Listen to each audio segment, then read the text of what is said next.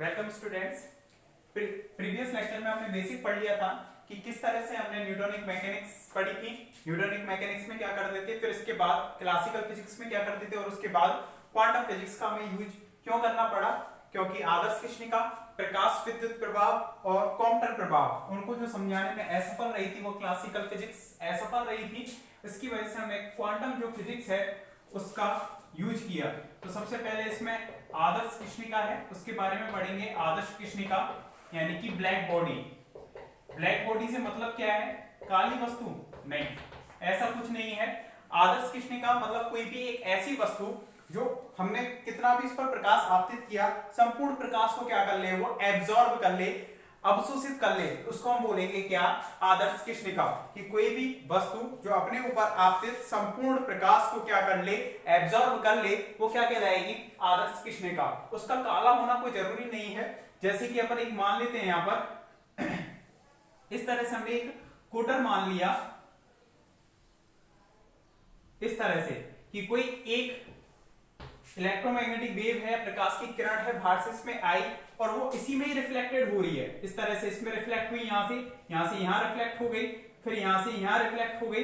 इस तरह से इसी के अंदर क्या कर रही है, वो घूम रही है, मतलब इससे बाहर नहीं जा पा रही है, ये वस्तु से बाहर नहीं जा पा रही है।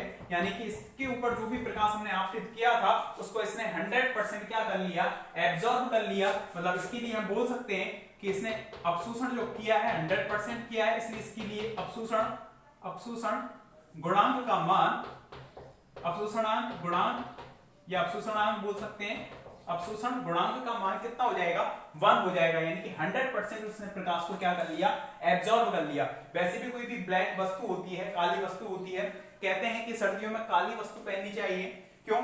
सर्दियों में क्या है कि जो भी प्रकाश की किरणें आ रही हैं उनको एब्जॉर्ब करने की क्षमता होगी डार्क चीज में, ब्लैक में, जिससे कि क्या है कि हमारे शरीर में हीट बनी रहेगी, जिससे कि हमें सर्दी कम लगेगी। जबकि गर्मी है उनमें हमें कैसे कपड़े पहनने चाहिए? लाइट कपड़े पहनने चाहिए। उसके पीछे का भी रीजन यही है। जो सूर्य है वो भी एक आदर्श कृष्णिका है।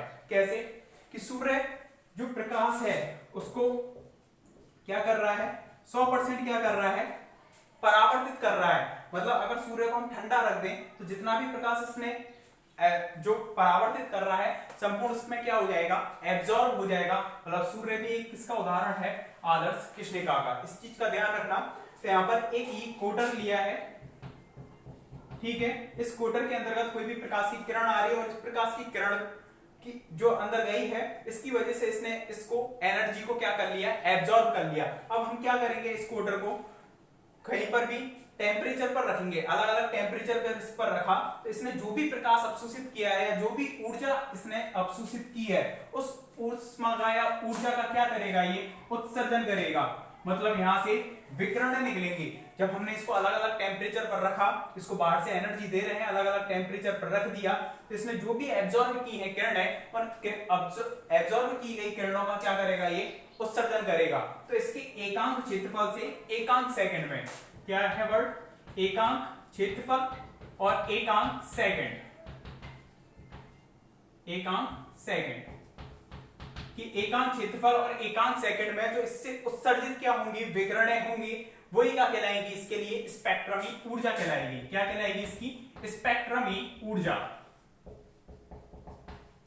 कि एकांक क्षेत्रफल व एकांक सेकंड में इससे उत्सर्जित जो ऊर्जा होगी वही स्पेक्ट्रमी ऊर्जा कहलाएगी। इसको हम रिप्रेजेंट करते हैं ई लैम्बडा से। किससे? ई लैम्बडा से। तो इसमें से विकिरण है वो निकल रही है, विकिरणों से मतलब इलेक्ट्रोमैग्नेटिक वेव निकल रही हैं और वो अलग अलग वेवलेंथ की होंगी, तरंग दैर्ध्य की होंगी। इसलिए अपन लैम्बडा में और ई लैम्बडा में यदि यहाँ पर ग्राफ खींचे तो वो ग्राफ प्रायोगिक रूप से इस प्रकार से आया, इस तरह से आया। ये ग्राफ किसी पर्टिकुलर टाइम पर बोल सकते हैं हम टेम्परेचर पर, ठीक है। इसको थोड़ा बड़ा बना लेते हैं इस तरह से, ठीक है। और यदि यहाँ पर टेम्परेचर का मान, जैसे इसको T1 पर मान लिया, टेम्परेचर अगर T1 की तुलना में इस तरह से लेते हुए जा रहे हैं T3, T4, तो ये ग्राफ कुछ इस तरह से आया। पहले बना देता हूं इसको मैं, ठीक है। इस तरह से इसको बोल सकते हैं अपन, ये वाला आया है T4 पर, ये T3 पर, ये T2 पर और ये वाला T1 पर। इस तरह से ये हमें ग्राफ मिला। तो देखो ग्राफ क्या रिप्रेजेंट कर रहा है कि लैम्डा और ई लैम्डा में जब भी हमने इसको बाह्य या अलग अलग टेम्परेचर पर रखा तो अलग अलग टेम्परेचर पर रखने पर इसमें से विकिरणें उत्सर्जित हो रही होंगी, उनकी वेवलेंथ यानी कि तरंग दैर्ध्य अलग अलग होंगी, एंगस्ट्रॉम में है ये, ठीक है, अलग अलग होंगी। तो उनके लिए हमने ग्राफ खींचा। तो स्टार्टिंग में तो क्या है, जैसे पर्टिकुलर टेम्परेचर पर हम T1 पर खींच रहे हैं, तो प्रारंभ में तो इसका मान बढ़ रहा है, फिर मैक्सिमम हुआ और उसके बाद फिर घट रहा है किसी पर्टिकुलर टेम्परेचर पर अगर हम बात करें तो। इसी तरह से अगर हम T2 टेम्परेचर पर बात करें, T2 टेम्परेचर है वो T1 की तुलना में क्या है, यहाँ पर डाउन है, कम है। तो अब यहाँ पर क्या होगा, पहले तो इसका मान बढ़ेगा, यहाँ तक बढ़ गया, फिर मैक्सिमम हुआ और उसके बाद फिर घटेगा। देखिए इस चीज का ध्यान रखना, जो पीक है टेम्परेचर को कम करने पर क्या हुई, कम हो गई, T2 के मान कम है। या उल्टा देख सकते हैं इसको, T1 जैसे T4 है यहां पर है, जैसे जैसे हम टेम्परेचर बढ़ाते हुए जा रहे हैं इस तरह से टेम्परेचर बढ़ने पर जो पीक है उसकी शिखर मान है उसमें क्या हो रही है, वृद्धि हो रही है। लेकिन एक चीज और ध्यान रखना, एक लैम्डा जैसे पर्टिकुलर हमने ग्राफ पकड़ लिया, ये वाला ग्राफ पकड़ लिया जो कि हमने T4 पर बनाया है, किसी पर्टिकुलर टेम्परेचर T4 पर बनाया है, तो लैम्डा की एक पर्टिकुलर वैल्यू होगी, इस लैम्डा की पर्टिकुलर वैल्यू के संगत यहाँ पर ई लैम्डा का मान क्या आ रहा है, मैक्सिमम आ रहा है, तो इसको हमने बोल दिया लैम्डा एम। इस तरह से हमने रिप्रेजेंट कर दिया। और टेम्परेचर को यदि हम बढ़ाते हुए जा रहे हैं तो अगर इस ग्राफ के लिए बात करें तो इसके लिए लैम्डा एम कौन सा हो जाएगा, ये वाला लैम्डा M4 बोल दिया, इसको M3 बोल दिया, ये वाला लैम्डा M2 हो जाएगा और ये वाला कौन सा हो जाएगा, लैम्डा M1। इस तरह से हो जाएगा, ठीक है। तो इसमें हुआ क्या कि जैसे जैसे हम टेम्परेचर की वैल्यू बढ़ा रहे हैं तो उसका जो शिखर मान है लैम्डा एम का जो मान है, मैक्सिमम लैम्डा एम का मतलब मैक्सिमम लैम्डा का मान किधर की ओर शिफ्ट हो रहा है, कम की ओर शिफ्ट हो रहा है, इधर की ओर गति हो रही है टेम्परेचर बढ़ाने पर। मतलब कह सकते हैं यहाँ पर कि लैम्डा एम है वो प्रोपोर्शनल है 1/T के। टेम्परेचर जैसे जैसे बढ़ेगा तो लैम्डा एम है उसकी जो वैल्यू है वो किधर की ओर शिफ्ट हो रही है, इधर की ओर शिफ्ट हो रही है। इस ग्राफ को सही से बनाना कि जैसे जैसे टेम्परेचर बढ़ रहा है तो पीक है वो इधर की ओर शिफ्ट होती हुई जा रही है, ठीक है। अब इसमें से निकलने वाली कुल स्पेक्ट्रमी जो ऊर्जा होगी, इसकी ओवरऑल स्पेक्ट्रमी ऊर्जा की बात करें यानी कि ई लैम्डा टोटल पर अगर हम बात करें तो वो टोटल है प्रोपोर्शनल होगी T की पावर 4 के। और यहाँ पर जब इसको हटाएंगे तो सिग्मा T की पावर 4, सिग्मा एक कांस्टेंट आएगा यहाँ पर, इस कांस्टेंट को बोलते हैं यहाँ पर स्टीफन-नियतांक, ठीक है। तो ग्राफ को अगर हम डिफाइन करें तो प्रारंभ में तो ये किसी पर्टिकुलर टेम्परेचर पर अगर हम बात करें तो पहले तो बढ़ रहा है, फिर मैक्सिमम हुआ, उसके बाद घट रहा है, इस तरह से था।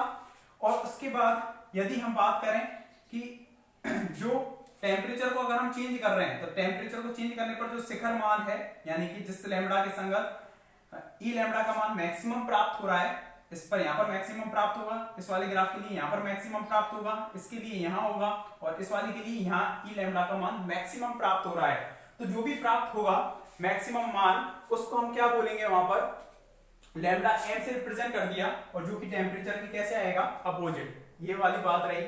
अब इस जो ग्राफ है इसको पर्टिकुलर एक थ्योरी है वो समझा नहीं पाई कि प्रारंभ में तो मान बढ़ रहा है फिर घट रहा है। जैसे कि अगर हम इस ग्राफ को दो भागों में डिवाइड कर दें यहाँ से कि एक तो पहले तो बढ़ रहा है लैम्डा के संगत कि लैम्डा बढ़ने पर ई लैम्डा का मान प्रारंभ में तो बढ़ रहा है फिर मैक्सिमम हुआ उसके बाद घट रहा है। तो इसके लिए दो नियम आए, कौन कौन से देखना उनको, वीन का नियम, वीन का विकिरण नियम। देखो वीन के दो नियम हैं, वीन का विकिरण नियम और ये वाला कहलाता है वीन का विस्थापन नियम। कौन सा नियम, वीन का विस्थापन नियम। वीन का विस्थापन नियम है और ये है वीन का विकिरण नियम। तो वीन के विकिरण नियम में क्या है कि जो टेम्परेचर जो लघु तरंग दैर्ध्य है इसको बोल दिया इधर वालों की तो लघु तरंग दैर्ध्य स्मॉल वेवलेंथ है और इनकी है दीर्घ तरंग दैर्ध्य। तो दो तरंग दैर्ध्यों में बांट दिया इनको और दो रूल्स बना दिए कि लघु तरंग दैर्ध्यों के लिए तो कौन सा रूल लगा, लघु के लिए तो लगा वीन का विस्थापन नियम, वीन का विकिरण नियम, और दीर्घ के लिए लगा दीर्घ तरंगों के लिए, तरंग दैर्ध्यों के लिए, तरंग दैर्ध्यों के लिए जो दीर्घ तरंग दैर्ध्यों के लिए है उसके लिए है यहाँ पर रेले व जीन्स का नियम या रेले जीन्स एक साथ बोल सकते हैं, रेले जीन्स का नियम। ये दोनों जो नियम है इसको पूर्ण रूप में समझाने में सफल रहे, लेकिन दिक्कत ये आई कि कोई एक ही नियम इस ग्राफ को पूर्ण रूप में समझाने में असफल रहा। कोई एक ही है यहाँ पर, वो इसको पूर्ण रूप में समझाने में असफल रहा। नियम बीन का विकर्ण नियम या रेले जीन्स का नियम। एक मिनट,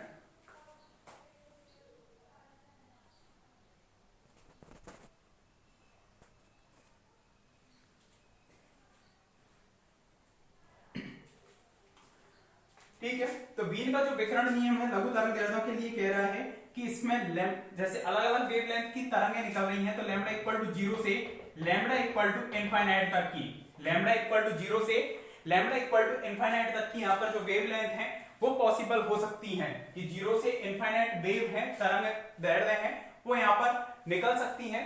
तो इसमें हम रेंज ले लेते हैं लैम्बडा से lambda plus D lambda, lambda से लैम्बडा प्लस डी लैम्बडा। इस रेंज के मध्य अगर हम बात करें लघु तरंगदैर्ध्यों के लिए कि लघु तरंगदैर्ध्य है और उसमें हमने रेंज ले ली लैम्बडा से लैम्बडा प्लस डी लैम्बडा के मध्य स्पेक्ट्रम में जो ऊर्जा है यानी कि ई लैम्बडा डी लैम्बडा का मान है वो आएगा यहाँ पर a अपॉन लैम्बडा की पावर में 5 और यहाँ पर आएगा e की पावर में माइनस के b अपॉन के टी, ठीक है, माइनस के b अपॉन के टी। बीन के विकर्ण नियम के द्वारा इसको दिया गया। दीर्घ तरंगदैर्ध्यों के लिए अगर हम बात करें रेले जीन्स का जो नियम है उसके द्वारा लैम्बडा तथा लैम्बडा प्लस डी लैम्बडा के मध्य जो स्पेक्ट्रम में जो ऊर्जा है ई लैम्बडा डी लैम्बडा, इसका मान कितना होगा, इसका मान है 8 पाई के टी अपॉन लैम्बडा की पावर में 4 और यहां पर कितना आ जाएगा 8 पाई के टी अपॉन लैम्बडा की पावर में 4 इस तरह से यहां पर, इस तरह से है यहां पर, ठीक है। और डी लैम्बडा यहां पर भी है तो डी लैम्बडा यहां आ जाएगा। इस तरह से इसका ये फॉर्मूला रहा और एक फॉर्मूला इसका ये रहा।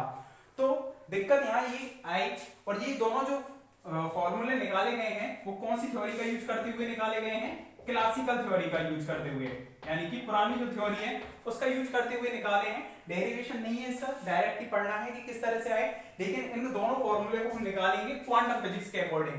तो दिक्कत यहाँ पर ये क्या आई कि जब हम इस वितरण वक्र को, कृष्णिका के वितरण वक्र को, इसको बोलते हैं कृष्णिका का वितरण वक्र, जब इसको समझाया जा रहा था कृष्णिका के वितरण वक्र को तो दिक्कत क्या थी, लघु तरंगदैर्ध्यों पर बात करनी है तो बीन के पास जाना पड़ रहा था भाई, और जब दीर्घ तरंगदैर्ध्यों के लिए बात करनी पड़ रही है तो कहां पर जाना पड़ रहा था, वो जाना पड़ रहा था रेले जीन्स के पास, ठीक है। इस तरह से बीन का विकर्ण नियम और ये है रेले जीन्स का नियम, दोनों जो नियम है वो अलग अलग हो गए कि लघु के लिए ये और दीर्घ के लिए ये। कोई क्या एक ही समीकरण नहीं बनाई जा सकती जो दीर्घ और लघु दोनों के लिए काम करे, तो ये तो इसकी क्लासिकल जो फिजिक्स है उस थ्योरी की क्या हो गई, अवहेलना हो गई। वो इस चीज को पूर्ण रूप में नहीं समझा पा रहे, आधा आधा नियम था कि लघु के लिए ये दीर्घ के लिए ये, तो ये इसकी असफलता रही कि आदर्श कृष्णिका को जो क्लासिकल फिजिक्स है, क्लासिकल थ्योरी या ओल्ड फिजिक्स है वो समझाने में असफल रही। तो फिर दिक्कत ये आई कि इसको कैसे समझाया जाए, तो फिर यहाँ पर आए आगे मैक्स प्लांक। कौन आए, मैक्स प्लांक, और मैक्स प्लांक के द्वारा इसको समझाया जाएगा क्वांटम थ्योरी का यूज करते हुए। तो पहले इसमें लिखें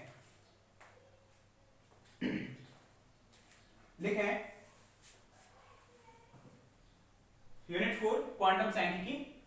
चिरसम्मत भौतिकी के द्वारा, चिरसम्मत भौतिकी के द्वारा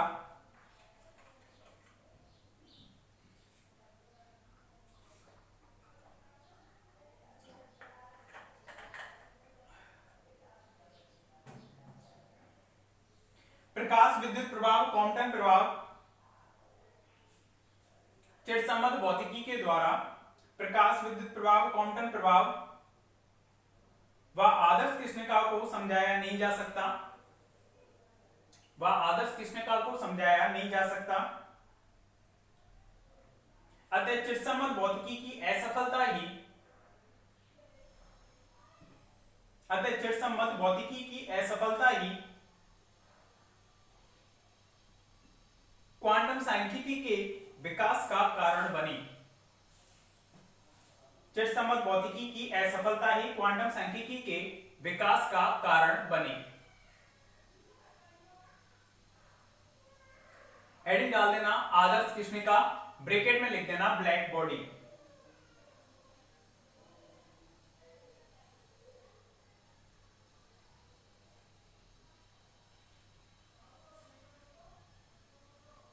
लिखना इसमें कृष्णिका एक ऐसी वस्तु है,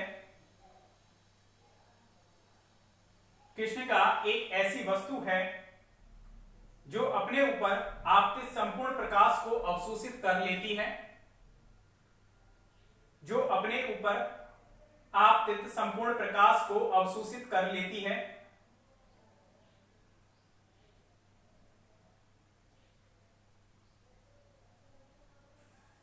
कृष्णिका के लिए अवशोषण गुणांक का मान इकाई होता है।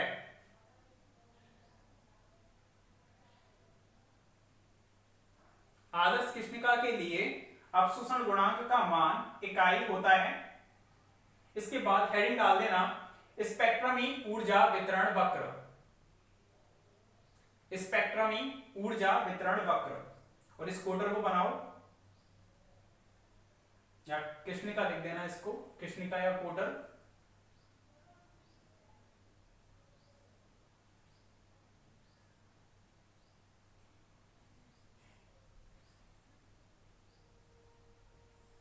देखना, जब कृष्णिका को किसी नियत ताप T पर रखा जाता है तो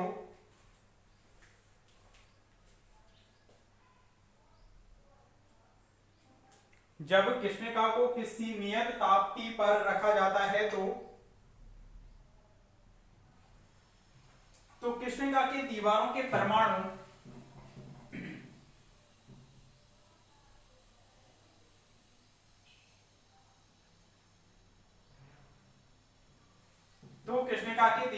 परमाणु लैम्बडा इक्वल टू 0 से लैम्बडा इक्वल टू इनफाइनाइट तरंगदैर्ध्य की विकिरणें उत्सर्जित करते हैं।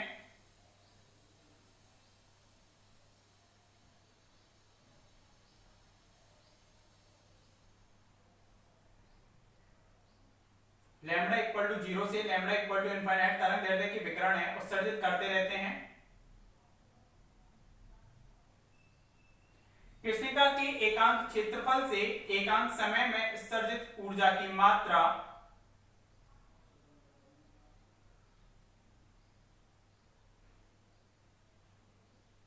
कृष्णिका के एकांक क्षेत्रफल से एकांक समय में उत्सर्जित ऊर्जा की मात्रा स्पेक्ट्रमी ऊर्जा ब्रैकेट में लिख देना ई लैम्बडा कहलाती है।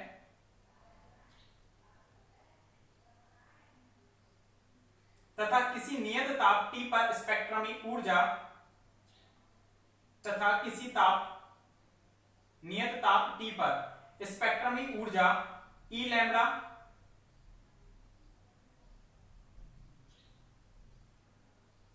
व तरंगदैर्ध्य लैम्बडा के मध्य ग्राफ खींचा जाए तो स्पेक्ट्रमी ऊर्जा ई लैम्बडा तथा तरंगदैर्ध्य लैम्बडा के मध्य ग्राफ खींचा जाए तो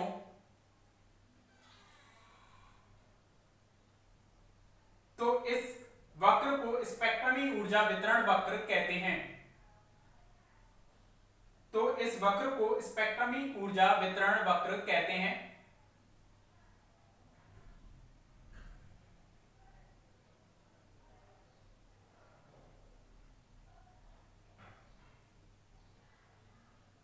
नेक्स्ट लाइन से लिखना, भिन्न भिन्न तापों पर स्पेक्ट्रमी ऊर्जा वितरण वक्र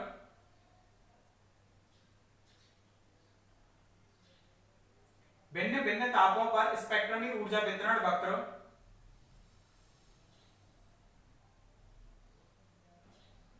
निम्न प्रकार प्राप्त होता है। निम्न प्रकार प्राप्त होता है।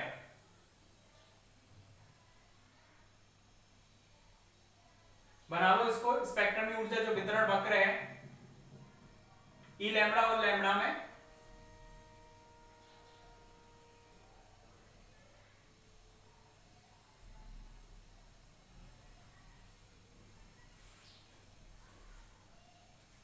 इनको आप इसी के हिसाब से बना लेना बुक किसको अपन ने उसमें माना है नोट्स में जिनके हैं T1, T2, T3 और ये वाला T4, ठीक है।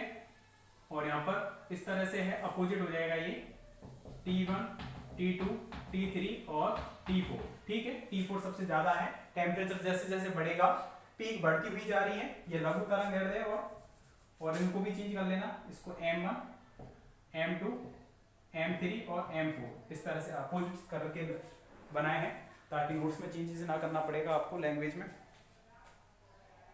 ठीक है, इसको बना लेना, इसके बारे में लिखा देंगे नेक्स्ट लेक्चर में। Okay, thank you.